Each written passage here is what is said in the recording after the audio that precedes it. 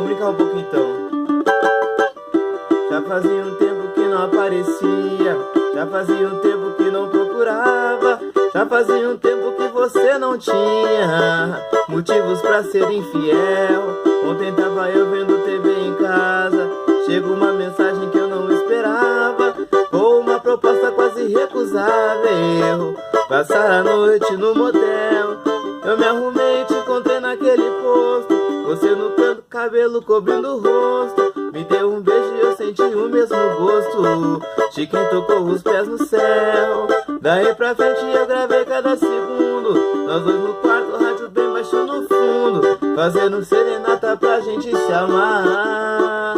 Naquela cama, deitei com o coração desprevenido, jurei que te amava ao pé do ouvido, sabendo que você só estava ali pra me usar, que não me ama. Depois das 12 horas você some e salva meu conto com outro nome, acima de suspeitas pra ninguém desconfiar.